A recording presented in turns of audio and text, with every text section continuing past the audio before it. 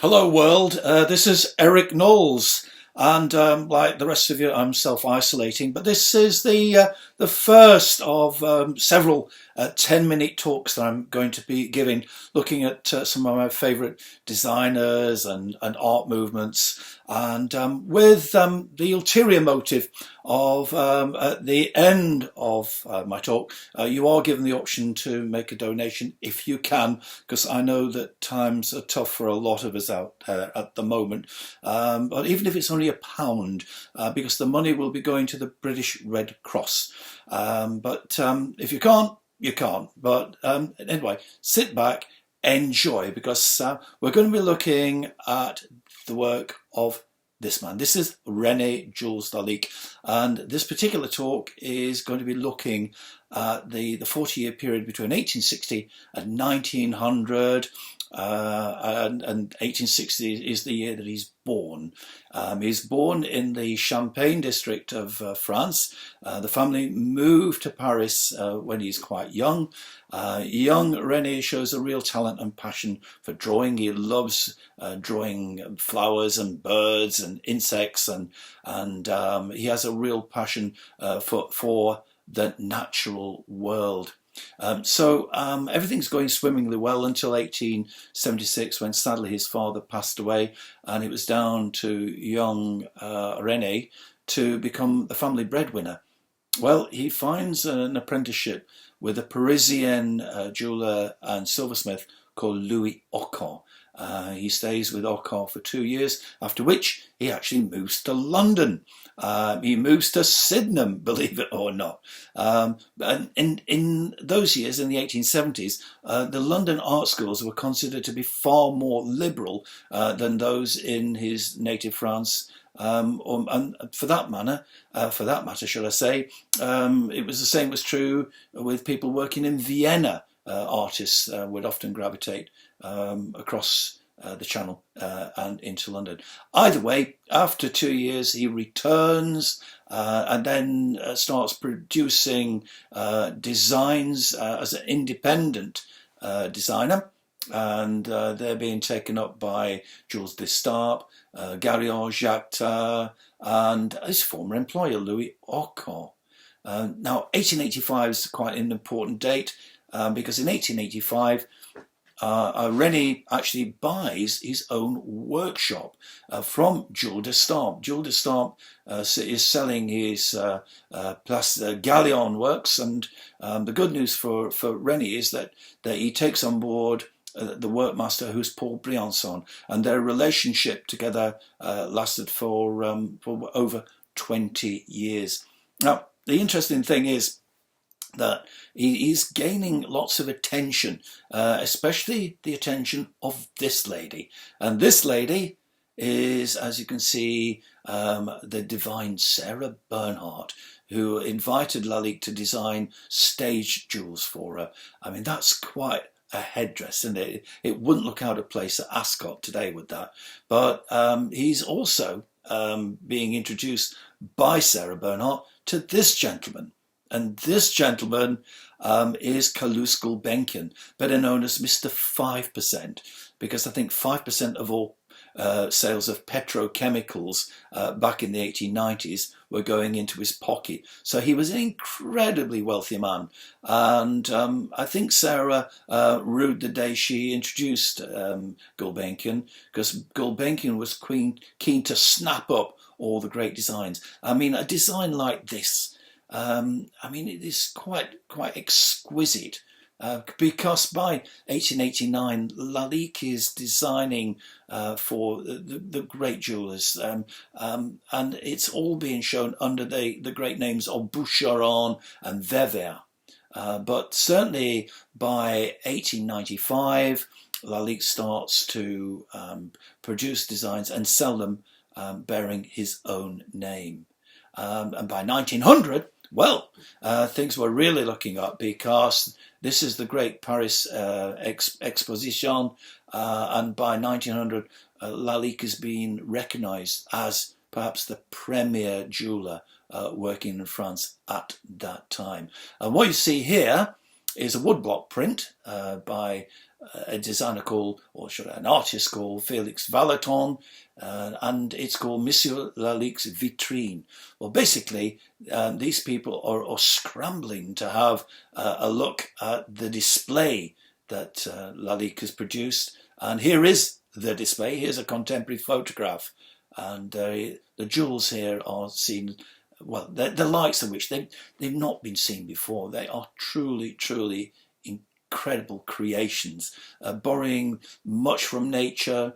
The jewel that we saw earlier, that has more of an oriental influence of Japan, and Japanese works of art were all the rage in Paris during the latter part of the 19th century. But what about this? Bearing in mind he used to draw beetles when he was a little boy.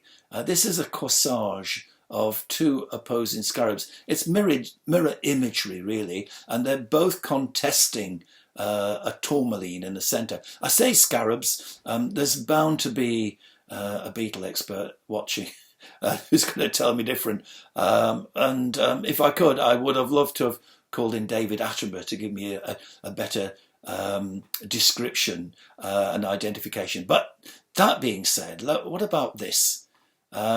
This is a hair comb, and as you can see, it features two swallows, and it's from cow horn, made out of cow horn. I say cow horn, it's actually buffalo horn, and you can see that it's been cut and it's been carved, and the only sort of what you might call expensive material used here is the gold blade of grass that the swallow has grasped between its beak.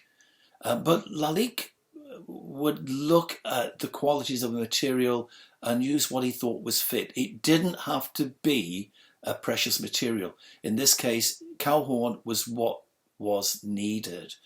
But the quality of these hair combs are breathtaking. He designed 50, 60 or more hair combs. Look at this one. I love this. This one's actually in the Gulbenkian Museum in Lisbon, in Portugal. They've got 57 pieces of Lalique jewellery in there. So well worth a look. If should you be in Lisbon, make a beeline for the Gulbenkian Museum. You will not be disappointed.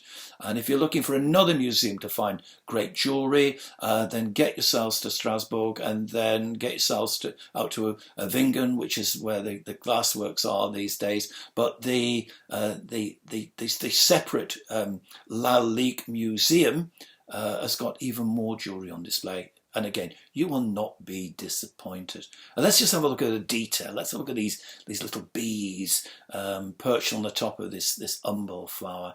I mean, you can almost hear them buzzing, can't you? You really can. I love that. So let's leave the natural world. Let's move to the human form. And I think one of my favourite pendants, really, it is so pure Art Nouveau. You've got this girl in oxidized silver. Her face is modelled in glass, believe it or not, opalized glass, not to be confused with opalescent glass. That's a different medium. But the headdress tells it all, because the headdress is, as you can see, they're large poppy flowers, and poppies were emblematic at that time of sleep. But looking at that girl's face, I'm mindful that you get something else from poppies, and that, of course, is opium. Now, whether or not that was the symbolism that Lalique wanted to infer, I don't know. But looking at that girl's face, in all honesty, that girl looks as though she's been smoking something stronger than a gitane or a woodbine. But I don't want to cast aspersions on her. And next, a brooch. Now, you'll be forgiven for thinking this was simply moulded glass, but it's not. This is carved rock crystal.